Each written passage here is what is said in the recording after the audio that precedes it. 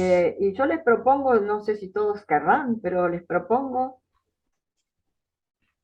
gracias, Elsa, les propongo que recemos simplemente a María, la Madre de Jesús, ahora, porque si Dios lo permite, vamos a hablar del Magnificat, que fue un canto que ella cantó.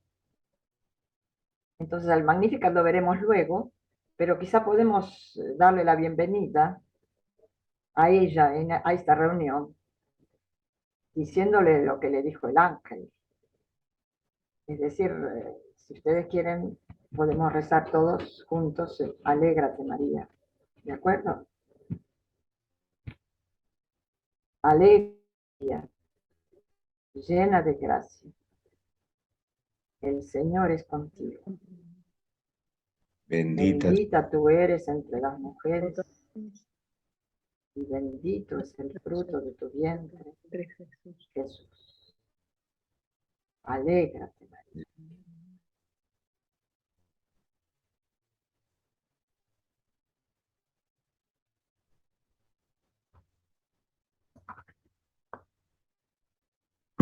Y este alégrate creo que el ángel nos lo dice también a nosotros.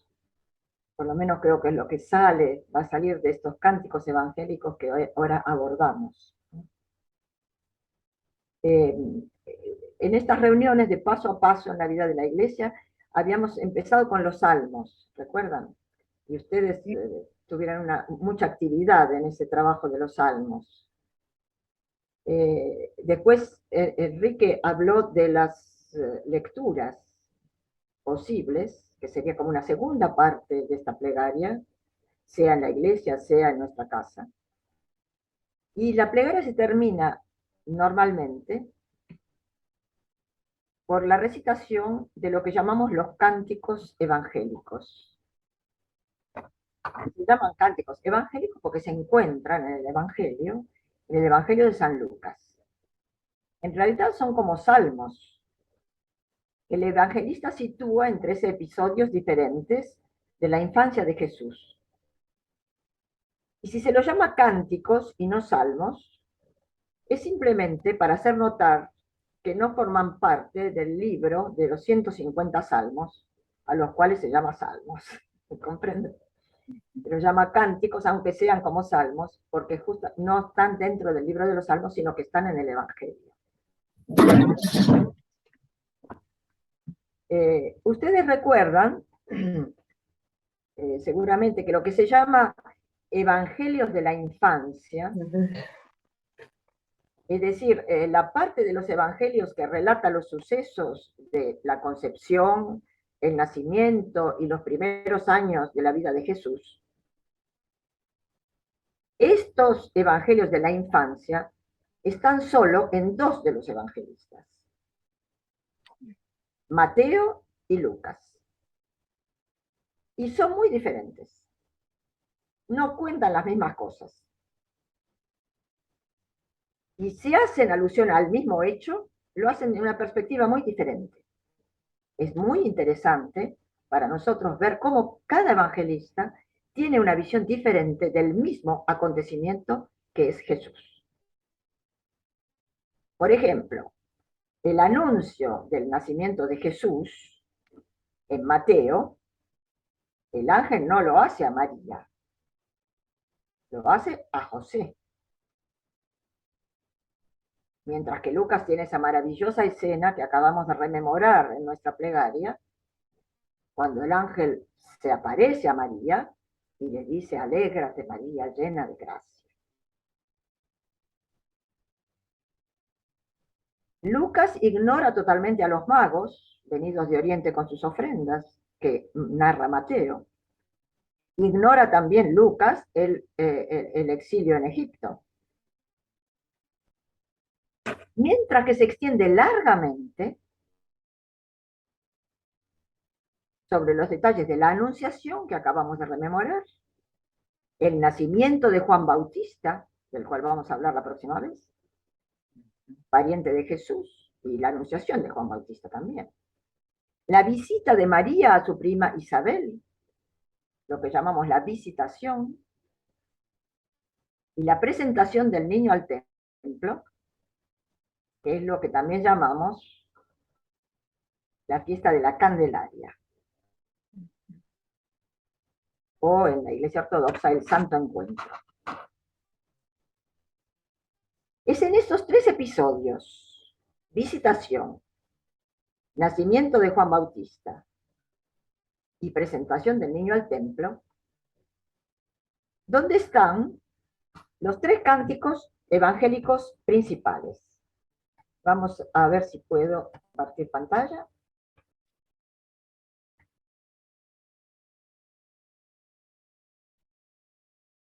El Magnificat, que es el canto de María, del cual hablaremos hoy, que se canta en las vísperas. El Benedictus, el cántico de Zacarías, el padre de San Juan Bautista, que se canta en los laudes. El Nunc Dimittis, ahora deja, Señor, partir. El cántico del viejo Simeón en el templo, que cantamos en las completas. Y ustedes los tienen, los 3, en sus libritos. Podemos agregar un cántico muy breve, el Gloria, que también está relatado por Lucas, que lo cantan los ángeles. La noche de Navidad, como todos recordarán, gloria a Dios en las alturas, en la tierra paz, a los hombres buena voluntad. De eso no sé si hablaremos mucho, pero lo dejamos de todos modos para el final. Porque este cántico que cantamos en los laudes es solamente un versículo que es seguido después por una larga alabanza a la Trinidad que la Iglesia elaboró en los primeros siglos. Es decir, que el Gloria que cantamos en los laudes no solamente contiene el cántico de los ángeles, sino toda una serie de estrofas que fueron compuestas después por la Iglesia misma. Y es uno de los himnos, de los cánticos más antiguos que conocemos. Los cánticos cristianos, digo, más antiguos que conocemos. Lo dejamos por ahora de lado y nos vamos a concentrar en los 3 cánticos, digamos, más desarrollados, el Magnificat, el Benedictus y el Nunc Dimittis, que como ven, son denominados por su primera palabra en latín. Esta costumbre de llamarlos por sus primeras palabras en latín ha quedado tan fuertemente marcado que ustedes seguramente habrán oído alguna vez el Magnificat de Bach, el Magnificat de Monteverdi, etc. Es decir, que estos cánticos de las vísperas, al ser tratados por los grandes compositores, mantuvieron su texto en latín y también su título. Ya veremos después qué quiere decir cada uno de esos. Todos estos cánticos, todos, incluso el cuarto, el Gloria, están situados, como dije la vez pasada, en una atmósfera de infancia. Están rodeando o en compañía de niños pequeñitos o de bebés por nacer. Hay pues una atmósfera de nacimientos y por lo tanto de promesas realizadas o por realizar de manera inmediata, y de alianzas cumplidas, que de hecho cualquier nacimiento de cualquier chico es la realización de una promesa y es el fruto de una alianza, de un hombre y de una mujer. En este caso, la promesa es la promesa divina y la alianza es la alianza de Dios con el hombre. Pero no difiere de cualquier otro nacimiento en esta atmósfera, diría, de plenitud y también de frescura. Una atmósfera, como diría San Ireneo, de novedad. Algo que sucede y que trastrueca toda nuestra vida. Una novedad sorprendente.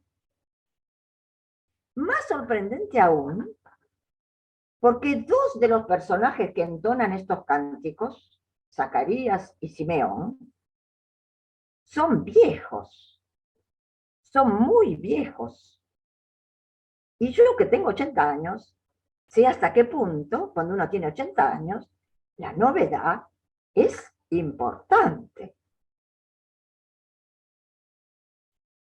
Incluso María, que es una jovencita de 15 años, probablemente, está acompañada durante este cántico de una vieja que es Isabel, que había sido estéril y que milagrosamente, como María, va a ser madre.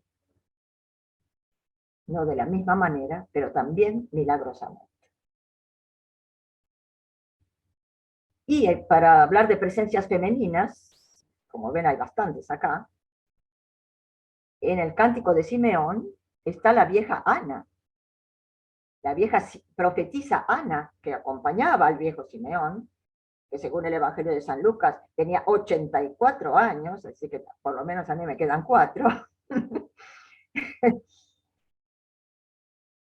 Presencias femeninas discretas, pero plenas, importantes, porque se trata de niños, se trata de bebés.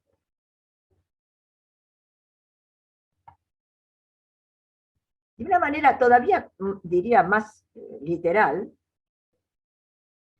los cánticos se sitúan en la percepción aguda de la visita de Dios. Visita es una palabra que aparece 2 veces en el cántico de Zacarías. Porque visita y rescata a su pueblo. Dios nos visita, quiere decir que viene. Y los 3 cánticos están en la percepción aguda de esta venida. Es interesante que veamos esto hoy, que ya nos estamos preparando para el comienzo del Adviento, que empezamos el domingo. Es interesante que lo hagamos ahora en estas vísperas de San Martín, nuestro patrono, que era un viejo soldado que murió a los 83 años, 84, y que siempre conservó, según los recuerdos de aquellos que lo conocieron, esa alegría de la infancia.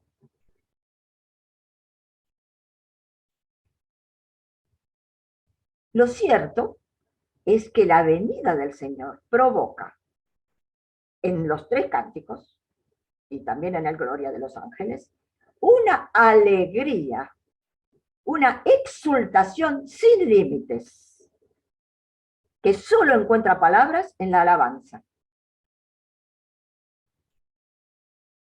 Y es hermoso que nuestra plegaria cotidiana empiece en los laudes y termine, o empiece en las vísperas y termine en los laudes, como quieran, en esa exultación. Que nos levantemos y nos vayamos a dormir, como dice el Salmo, con la boca llena de risa y nuestra lengua llena de canto. Porque un cristiano, seamos claros, no puede estar triste. Lo que hemos recibido de Dios es inconmensurable. Y al lado de eso, nuestros problemas y nuestros dolores, por graves que sean, son anecdóticos. Por eso la alegría es necesaria. Para San Nectario de Quina, que celebramos ayer, era un mandamiento. San Nectario de Quina les decía a sus monjas: les doy un solo mandamiento, estén siempre alegres.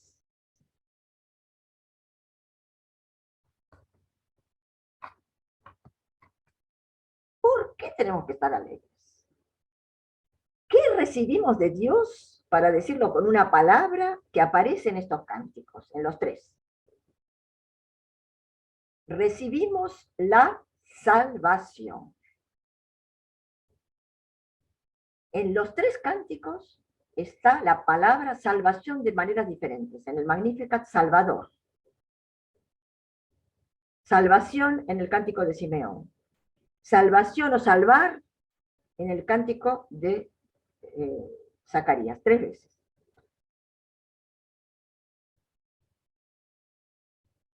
¿Qué significa salvación, salvador? En hebreo el verbo yasha, salvar, aparece 354 veces en el Antiguo Testamento. 354, por supuesto no las conté yo, ¿eh?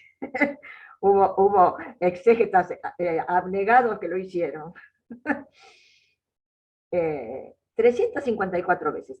De esas, casi un 40% de esas 354 veces aparecen en el libro de los Salmos, juntos. Es decir, que el libro de los Salmos concentra de una manera muy fuerte la noción de salvación. En el Nuevo Testamento aparece unas 190 veces, en griego, en sus diversas formas, soter, soteria, soter, etc. Y otras veces, curiosamente, se mantiene la palabra hebraica. Porque fíjense que el verbo yasha, de salvar, está incluido en el nombre de Jesús. Yeshua quiere decir Dios salva. Y la exclamación Hosanna, Hosanna, Hosanna, que los ángeles cantan en Navidad, quiere decir salva, sálvanos ya, por favor, sálvanos. Y esta palabra Hosanna la repetimos 2 veces en cada una de nuestras liturgias, cuando cantamos el Santo, Santo, Santo, el Señor Dios Sabaoth, Hosanna en las alturas. La palabra Yasha, que quiere decir salvar, tiene una raíz que significa amplio, espacioso. En oposición a algo estrecho y oprimente. Salvar significa, por lo tanto, en primer lugar, abrir un espacio, ensanchar, liberar, si quieren. En el Antiguo Testamento, el Primer Testamento, esta palabra tenía un significado muy concreto. Sálvame, oh Dios, porque las aguas me suben hasta la garganta. Es alguien que se está ahogando. Sálvame de la boca del león. Bueno, hay alguien que está en un trance muy, muy comprometido que dice eso. Esto no quiere decir, como afirman algunos exégetas, que estas expresiones no tengan ninguna connotación espiritual. Sabemos hasta qué punto el lenguaje simbólico es propio de toda la Biblia. Y esta opresión física y espacial, este peligro inminente de muerte, cuando el león se me viene encima, es el símbolo, no solamente de esto que puede estar ocurriendo, sino de toda la angustia y de una percepción de un peligro que también puede ser espiritual. En el Nuevo Testamento la significación espiritual prevalece. Se nos salva del pecado, se nos salva de Satanás. Pero debemos volver a percibir este término, salvación, como algo muy concreto, muy cotidiano. Dios nos salva quizá de nuestros acreedores, por ejemplo, o de los desalojos, por ejemplo. También de nuestras angustias, de nuestras inquietudes psíquicas, de nuestras mezquindades, de nuestras limitaciones autoimpuestas. También puede ser que nos salve de un género de vida que no nos satisface. Nos permite cambiar de dirección en la vida. Nos permite salir de nuestras obsesiones. Nos salva de nuestras enfermedades y hasta de nuestra muerte. Además de librarnos, sí, seguramente, del pecado y de Satanás. Todo eso junto es la salvación.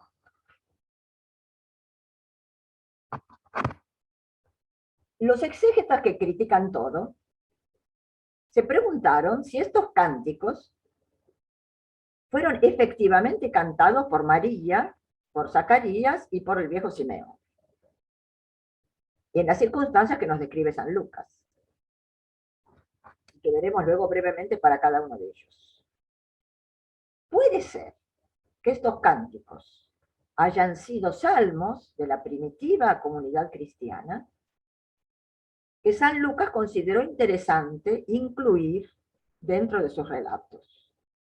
Puede ser, es una tesis.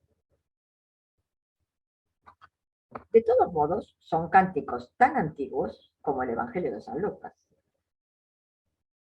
Los exégetas sitúan actualmente, porque todo eso cambia de década en década, actualmente hay una cierta unanimidad para pensar que el Evangelio de San Lucas fue redactado alrededor del año 80 de nuestra era. Es decir, unos 50 años después de la muerte de Jesús. Esto significa que ya en el año 80, Lucas recogió estos cantos que ya eran tradicionales en las comunidades cristianas.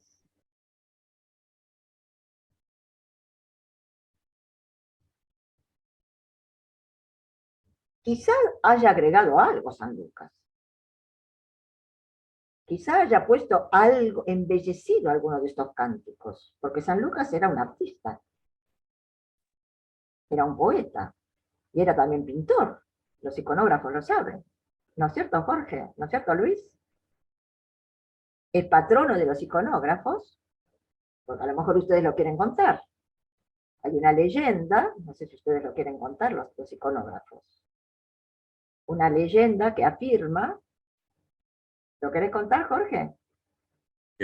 No, iba a reconocer que no conozco bien la leyenda, pero sí sé que es patrono de todos nosotros y lo invocamos. Muy bien, porque la leyenda cuenta que pintó un icono de María. Es decir, habría que decir, en la época lo que se pintaba no eran iconos, se pintaban retratos, ¿no? Era la cosa muy romana de pintar retratos, y tenemos algunos admirables de la época de Jesús, ¿eh? Con lo cual no es nada raro que Lucas, si era pintor, haya pintado la imagen de María. Y bueno, no voy a seguir con el resto de la leyenda porque nos llevaría muy lejos, pero para decir hasta qué punto San Lucas puede haber introducido en estos cánticos algo de su cosecha literaria y artística. Sin duda, de todos modos, podemos afirmar que estos cánticos fueron entonados por los cristianos desde casi los orígenes de la Iglesia. Por lo tanto, que tienen prácticamente 2000 años de existencia. Y personalmente, con toda la Iglesia, creo que es muy hermoso mantener la tradición y poner estos poemas en boca de personas concretas a las que nos unimos, como hoy nos unimos a la jovencita María.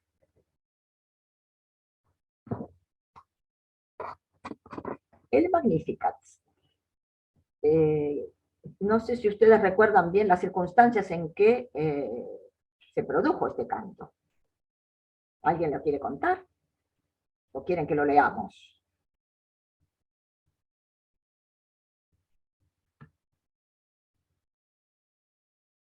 Bueno, a ver.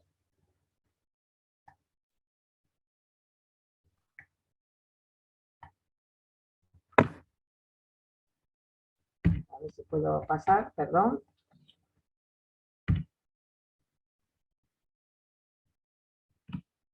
Mi máquina está muy lenta.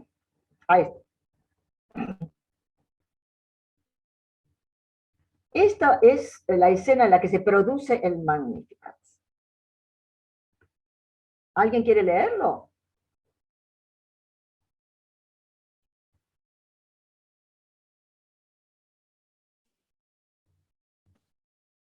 Bueno, entonces ¿Lo leo, Clara? Sí, da muy bien, sí, dale. María se levanta en estos días. Ella se va por las serranías, se apresura a una ciudad de Judea. Entra en la casa de Zacarías, saluda a Isabel. Y sucede esto. Cuando oye Isabel el saludo de María, el niño salta de alegría en su vientre e Isabel es llena supongo que es del Espíritu Santo Espíritu porque Santo. me tapan las... Sí, sí, Ella sí. clama con gran voz y dice, bendita tú entre las mujeres y bendito el fruto de tu vientre. ¿De dónde a mí que la madre de mi Señor venga hacia mí? He aquí, cuando a la voz de tu saludo llegó a mis oídos, saltó de alegría el niño en mi vientre. Bienaventurada la que tuvo fe, porque lo que te han dicho de parte del Señor se cumplirá. Esa es la escena.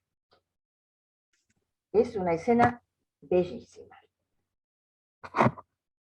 Muchos vieron en María al arca de la alianza, que lleva en su seno la palabra de Dios, y pusieron en paralelo esta escena modesta y doméstica de dos mujeres y dos bebés ocultos en la panza, pusieron en paralelo con la llegada del arca a Jerusalén, cuando el rey David la recibió con danzas estáticas, como se nos cuenta en el segundo libro de Samuel. El arca, como ustedes saben, era el cofre de donde se conservaban las tablas de piedra donde Dios había escrito los 10 mandamientos en el Sinaí. María es como el arca que lleva en su vientre al verbo, a la palabra. Y que como el arca va por las serranías de Israel, hasta cerca de Jerusalén, porque el lugar donde se encontró con su prima queda muy cerca de Jerusalén. En ambos casos hay manifestaciones de alegría casi extáticas, ¿no es cierto? Tanto Isabel como el bebé que salta en su vientre están poseídos de una especie de éxtasis,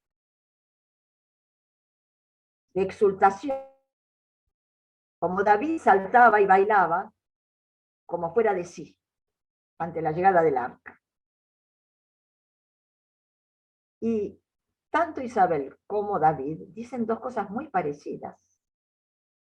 Ella dice, ¿de dónde a mí que la madre de mi Señor venga hacia mí? Y David dijo, ¿cómo el arca del Señor viene hacia mí? El paralelismo entre estas dos escenas es muy elocuente. Pero hay que decir que María no solamente avanza por las serranías, sino que se apresura.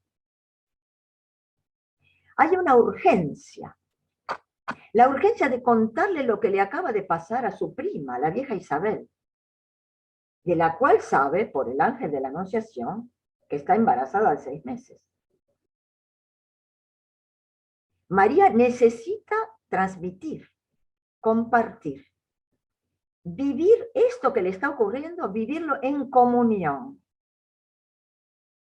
Y también, porque María es una persona con los pies muy claramente puestos en la tierra, necesita verificar lo que le dijo el ángel. El ángel le dijo, tu prima está embarazada de 6 meses. Ella va a verlo. Lo verifica. No es que no lo crea, pero lo verifica.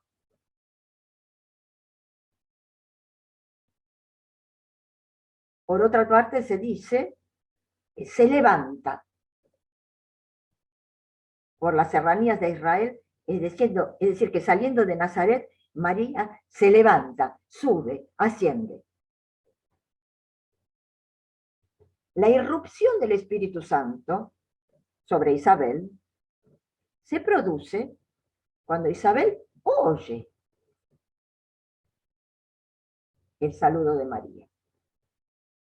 No cuando la ve, cuando oye. Antes que el contacto visual o táctil, está el contacto de la voz, que encuentra un oído atento. Fíjense, en esta fiesta de la visitación, ¿qué cantamos como gradual? Es la voz de mi amado. He aquí, ya viene saltando por las colinas. Es una frase del Cantar de los Cantares. Y esto se aplica. Esto lo podría haber dicho a Isabel también. Como decía el padre Enrique el otro día, hay que escuchar la lectura, no solo leerla. Isabel es una escuchante. Y lo que la sorprende, lo que la invade de alegría, no es la visita de su prima, sino la visita del Señor que su prima porta. La madre de mi Señor viene a mí. Los exégetas, por supuesto, se preguntan si este Señor es ya un reconocimiento de la naturaleza divina de Jesús. Puede ser. Al menos es un reconocimiento de su condición mesiánica. Y entonces estalla la bendición de Isabel, que es una bienaventuranza. Bendita tú entre las mujeres y bendito el fruto de tu vientre. Bienaventurada la que tuvo fe. Sí, Isabel es escuchante, María es la que tiene fe. Al final del Evangelio de Juan, Jesús, ya resucitado, le dirá a Tomás, bienaventurados los que no vieron y tienen fe. María es el modelo de los creyentes, de los que tenemos fe. Y en eso se parece a Abraham, de quien ella hablará en su salmo. Porque en ella se cumplen esas promesas que el Señor había dado a Abraham y a su simiente para siempre, como lo dirá. Y ustedes tienen el texto, no sé si todos lo tienen, en el pequeñito libro de horas, en la página 29, si quieren tener el texto de lo que dice María, es decir, del Magnificat. Y María dice, engrandece mi alma al Señor y se alegra mi espíritu en Dios mi Salvador, porque ha puesto sus ojos en su humilde esclava. He aquí, desde ahora me llamarán bienaventurada todas las generaciones. No solo Isabel, todas las generaciones. Porque el poderoso ha hecho en mí grandes cosas, santo es su nombre. Su misericordia de generación en generación sobre los que le temen. Despliega la fuerza de su brazo, dispersa a los soberbios de corazón, derriba del trono a los poderosos y exalta a los humildes. A los hambrientos colma de bienes y a los ricos despide vacíos. Toma bajo su protección a Israel, su servidor, recordando su misericordia, como lo había prometido a nuestros padres en favor de Abraham y de su simiente para siempre.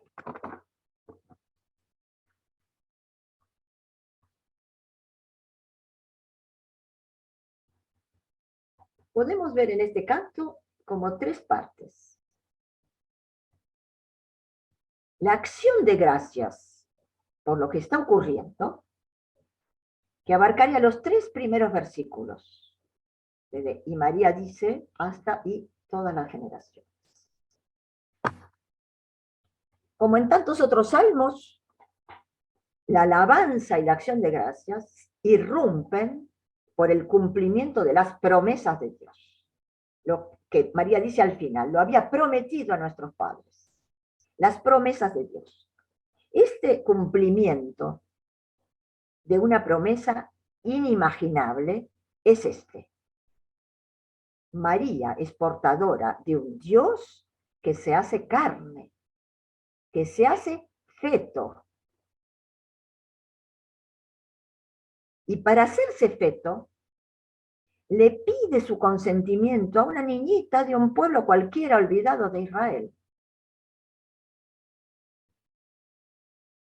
Espero que eso siga siendo asombroso aún para nosotros los cristianos, porque nos acostumbramos. Nos parece que eso es normal. No es normal. Está contra toda norma.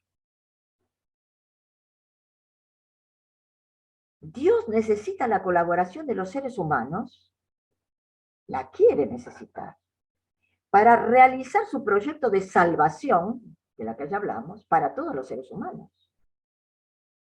No puede o no quiere actuar solo.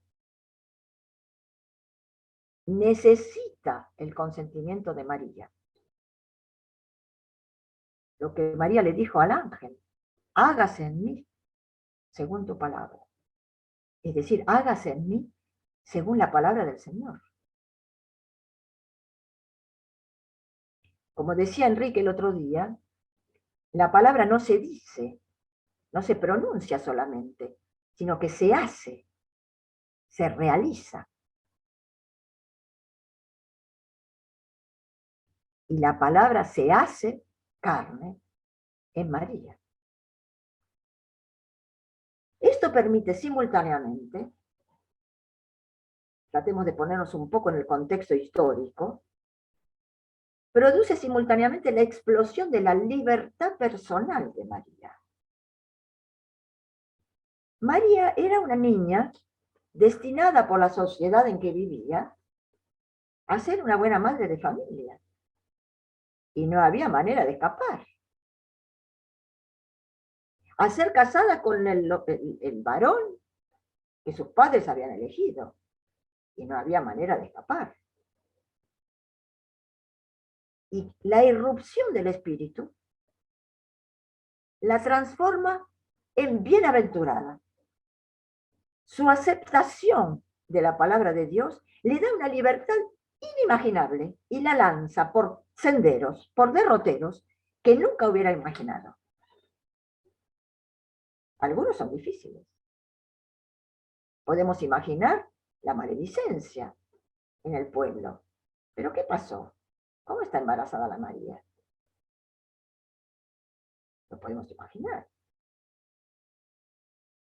Ya no imaginamos, sino que sabemos el dolor de ser testigo del suplicio de su hijo. Sabemos estas dificultades, estos dolores tremendos.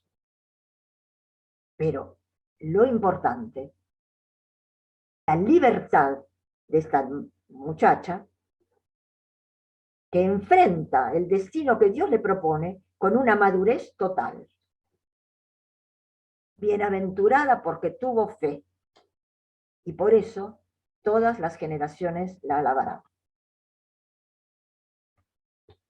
Esto sería como una primera parte. Introducida por un segundo porque, tenemos la descripción de la acción de Dios. El primer porque es: ha puesto sus ojos en su humilde esclava. Y vamos a volver sobre esto. El segundo porque es lo que Dios hace.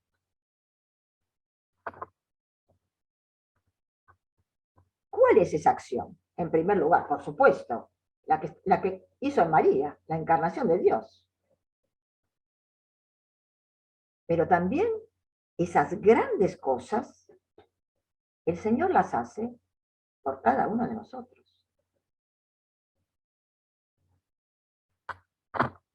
¿Somos conscientes de las grandes cosas que Dios hace por cada uno de nosotros todo el tiempo? ¿Somos capaces de decir todos los días en las vísperas con María: el Señor ha hecho en mí grandes cosas? No solamente porque lo dijo María, lo digo yo. Lo dice cada uno de nosotros. La acción de Dios se sigue de manera incansable y con una paciencia infinita realizándose en nosotros. Somos tan distraídos. Y Dios hace las grandes cosas si lo dejamos. Él es misericordioso, su misericordia de generación en generación. Pero Él es también poderoso y es santo. Versículos 49 y 50. Y Dios aspira a integrarnos en su santidad. aspira a que todas las generaciones nos llamen a cada uno de nosotros bienaventurados. Y para eso va a actuar de una manera que podríamos llamar paradójica, mediante una serie de paralelismos de oposición. Despliega la fuerza de su brazo y hace caer a los soberbios, a los fuertes. Es decir, que la fuerza de Dios es inversamente proporcional a la fuerza de los hombres, de los que se encumbran. A los poderosos, destronados, y los humildes, exaltados. Los hambrientos, colmados. Los ricos, vacíos.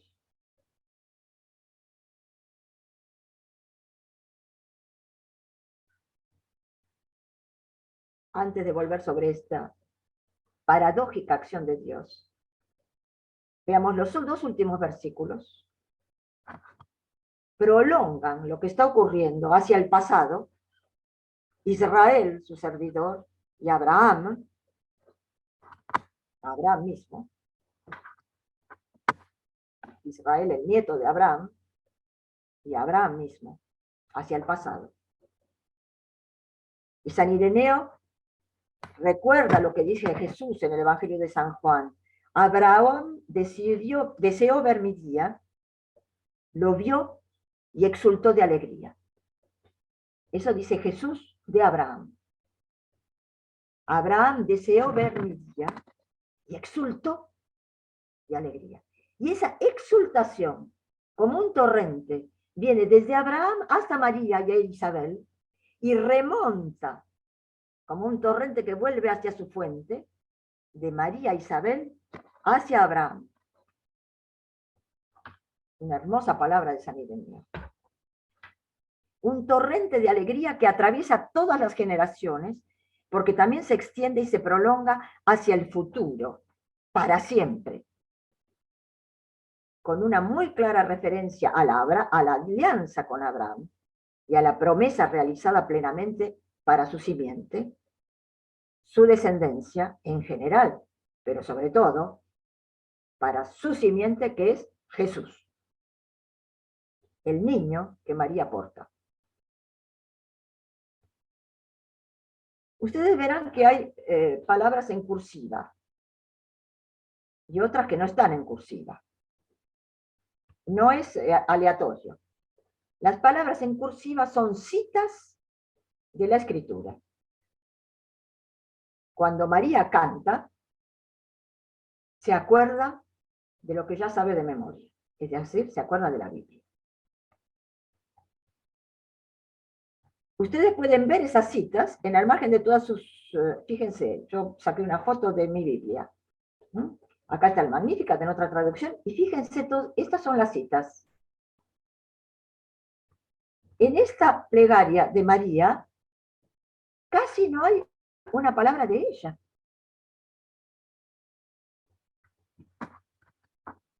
Es una buena enseñanza para nosotros, que siempre queremos expresar nuestra plegaria en nuestro propio lenguaje.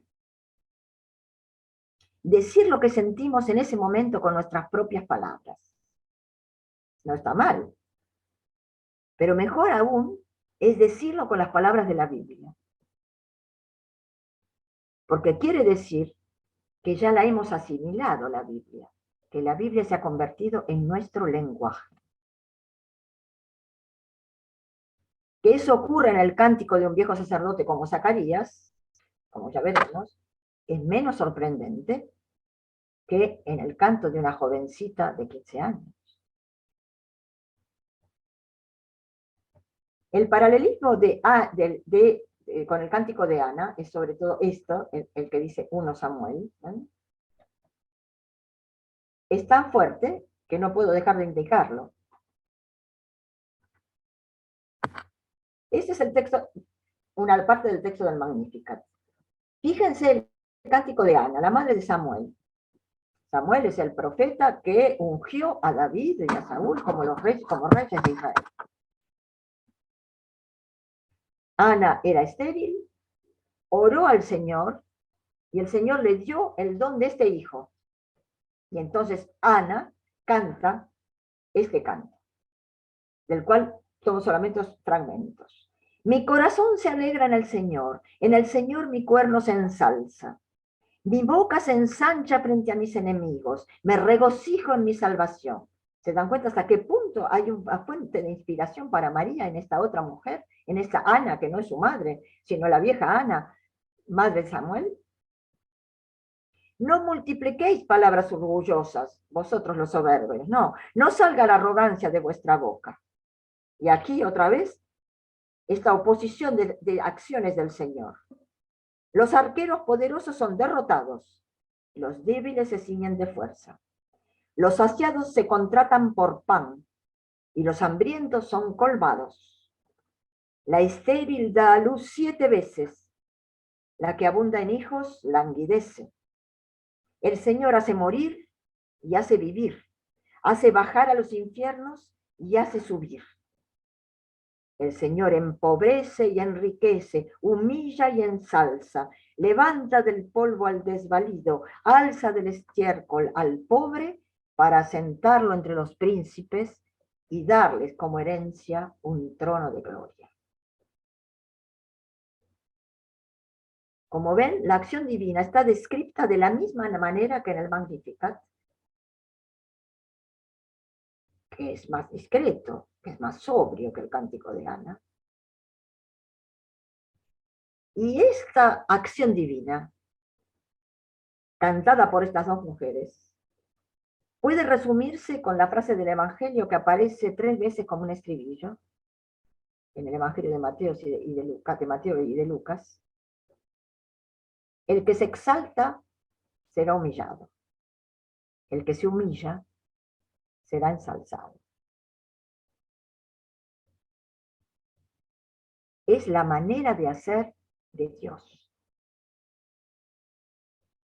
Jesús se humilló hasta la muerte en cruz y por eso Dios lo exaltó, como dice San Pablo en la Epístola a los Filipenses. Es la extraña manera de actuar de Dios. El Dios que se hace ínfimo.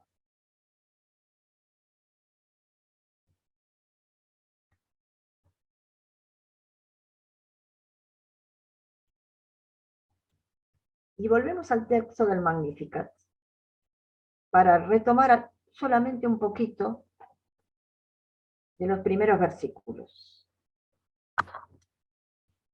Engrandece mi alma al Señor y se alegra mi espíritu en Dios, mi Salvador. María habla aquí de su alma y de su espíritu. De su cuerpo habló 2 versículos antes, ante el ángel, cuando le dijo, hágase en mí según tu palabra. Ese mí es, en primer lugar, su cuerpo. Ella estaba entregando allí sus entrañas al Espíritu para que sembrara el Verbo Divino. Y como dice audazmente un himno de Navidad, el Señor no se horrorizó del útero de una virgen. Cuerpo, alma, espíritu. La tríada fundamental que nos constituye a nosotros, los humanos, y que San Pablo enuncia en la primera epístola a los tesalonicenses. Que vuestro ser entero, espíritu, alma, cuerpo, sea guardado irreprensible para la venida de nuestro Señor Jesucristo. Cuerpo de María, arca de la alianza. Pero aquí en el Magnificat habla de su alma. ¿Y qué dice de su alma? dice algo sorprendente. Dice, engrandece mi alma al Señor. ¿Cómo se puede engrandecer al infinitamente grande? ¿Cómo el alma de María y la mía pueden engrandecer al Señor?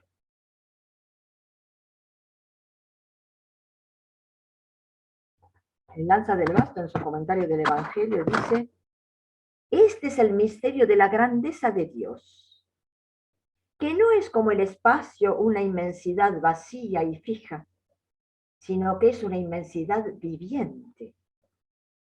Es decir, que se supera perpetuamente a sí misma. Una inmensidad que se desborda. Así el infinito se supera en lo finito. La grandeza desborda en la pequeñez. La sobreabundancia de Dios en la criatura, su inmensidad encerrada en un punto, eso es el alma. Y la razón de ser y el destino del alma es hacer crecer en ella la infinitud divina, oculta en ella, en el alma, como una simiente minúscula. Dios está en cada uno de nosotros, en nuestra alma, como un germen. Y Él crece si lo dejamos. Es San Ambrosio el que dice, todas las almas reciben al Verbo de Dios. Y todas pueden cantar como en el Salmo, engrandeced conmigo al Señor. No porque la palabra humana pueda agregar algo al Señor. No, nosotros no le agregamos nada, pero Él crece en nosotros. Pues Cristo es la imagen de Dios. Y el alma justa engrandece esta imagen de Dios hasta la semejanza de aquel que la creó.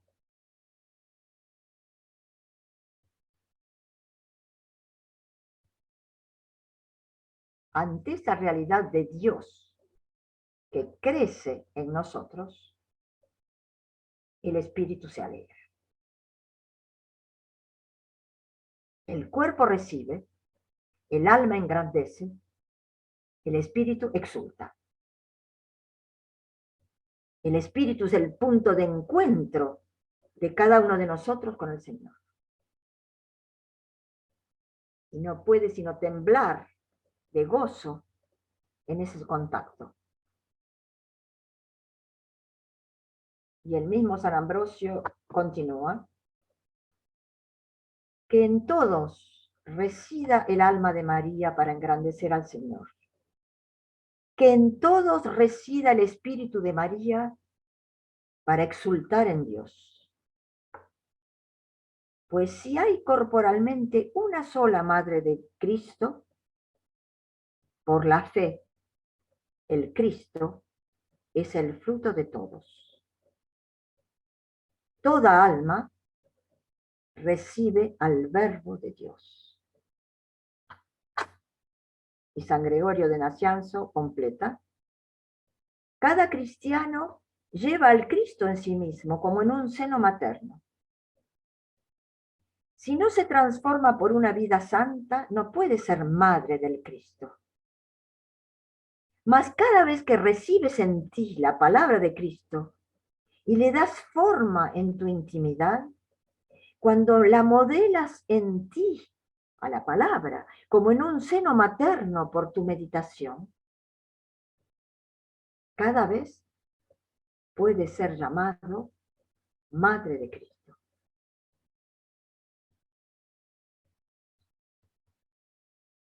Cada uno de nosotros es o puede ser Madre de Dios. Reconocer esta prodigiosa fecundidad en nosotros produce la exultación, el júbilo. Y en el mismo instante en que exultamos de alegría, reconocemos nuestra pequeñez. Es lo que hace María, porque fijó sus ojos en su humilde esclava.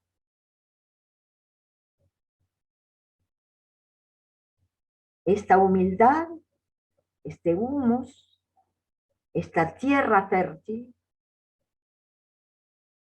no es impedimento, sino condición para que el Señor haga en nosotros grandes cosas.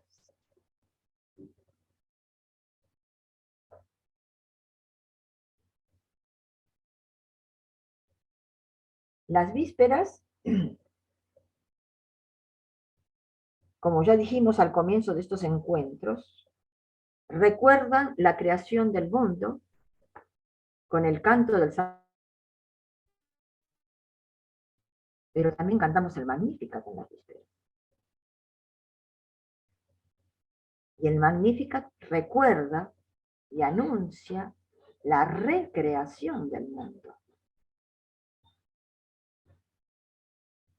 Un mundo nuevo.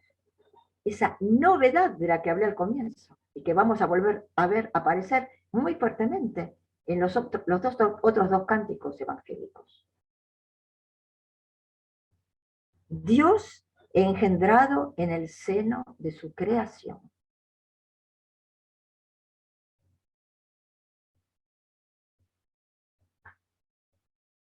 Con esta experiencia cotidiana de engendramiento de Dios en nosotros mismos, terminamos el día. La noche se acerca, ya es noche en Brasil, en Manaus. La noche se acerca, pero la semilla crece. Crece en la negrura de nuestra tierra.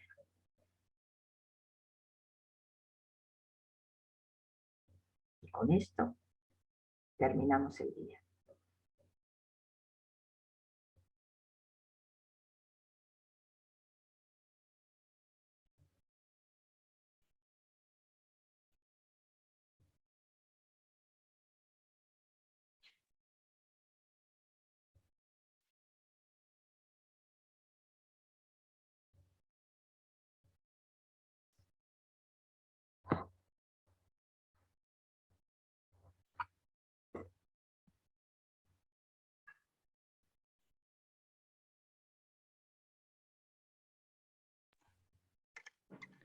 Muchas gracias, Clara. Muy lindo todo. Gracias a vos, Graciela. No, Gracias. Gracias por la atención de todos. No sé si sí. alguien quiere decir algo, agregar algo de esta experiencia que todos hacemos. Y simplemente tenemos que, todos los cristianos hacemos, por lo menos. Porque seguramente todos los hombres pueden hacerlo. Sí, Mónica. Realmente tus palabras han sido fantásticas, porque yo creo que a todos nos ha pasado porque nos quedamos mudos. Es como que nos elevaste al plano de Jesús y María, ¿viste? Es el Magnificat, no yo. Claro, bueno, pero con todas las palabras y las referencias que hiciste, la explicación que diste de Ambrosio, que me encantó, es que todos, la Virgen María es como un símbolo eso, y que Dios está dentro de cada uno de nosotros. Y eso me dejó maravillada, y además tú estás iluminada con una luz que es transparente, no te imaginas, qué maravilla. O sea que gracias, hermoso. Gracias, Clara. Fue maravilloso este encuentro. Sinceramente, te digo que el amor que das es maravilloso. Así que te agradezco muchísimo, muchísimo este momento tan lindo que siento que me regalaste. Gracias. Muchas gracias, Laura. Una vez más, gracias a María que nos dio este canto. Sí, bueno, porque María está entre nosotras. Gracias a Lucas que lo registró, porque podría no haber sido escrito. a Lucas, que se tomó el trabajo de registrarlo, gracias a todas las generaciones que desde entonces lo repiten, y gracias a todos ustedes que espero que tengan ganas de decirlo cada noche, para que Dios crezca en cada uno. Así es. Que seamos capaces de dar a luz. La tierra de las sombras dará a luz. Dijimos el otro día en el cántico. Es la palabra de Isaías que se repite varias veces en el Adviento.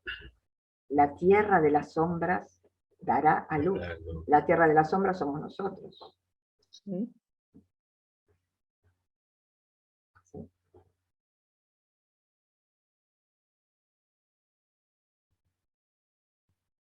Si no hay más nada para agregar, le podemos pedir siempre a nuestro querido obispo Jones, si ustedes quieren, que nos bendiga, ya son las 9:20 casi, que nos bendiga esta semana y nos encontraríamos el próximo jueves para hablar de los otros dos cantos, el de Zacarías y el de Simeón. Yo te quería agradecer, Clara, perdóname que te corte, yo te quería agradecer porque gracias a que María te engrandeció tu alma, vos hoy engrandeciste nuestra alma. Eso nos pasa a todos, ¿eh? Sí. Eso nos pasa, nos engrandecemos mutuamente. Exactamente, fue hermosísimo, Clara. Bueno, me alegro. Así que yo me alegro no haber sido suficientemente transparente, digamos, para dejar pasar las palabras de María. No creo ser transparente, pero a lo mejor mínimamente translúcida, puede ser. Y si quieren, sí, Enrique, ¿vos querés decir algo más? No, quería decir que también, no sé, sentí, ¿no? Al escuchar la plegaria que María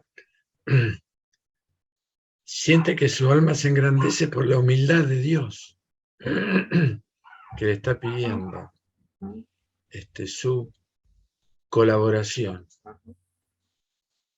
Y cuando hablabas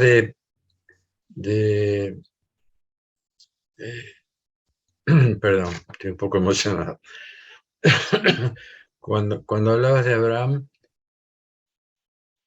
María también tuvo que entregar a su hijo, como le dijeron a Abraham. O sea que por un hombre y por una mujer, Jesús nació por Abraham, porque Dios pudo entender que alguien iba a ser capaz de dar a su hijo, iba a entender eso. Y por María, que lo aceptó con una humildad extraordinaria que le exalta para siempre y que le da una bienaventuranza eterna. Bueno, nada más. Gracias, Enrique. Gracias.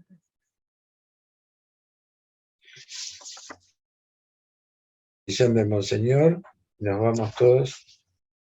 Monseñor puede bendecirnos como cada vez nos vamos con esa semilla de su bendición para hacerla crecer. Muchas gracias, Clara, pelas palavras, pelo ensinamento. Es muy profundo, muy sin palabras. Gracias. E que Deus te bendiga cada vez mais. O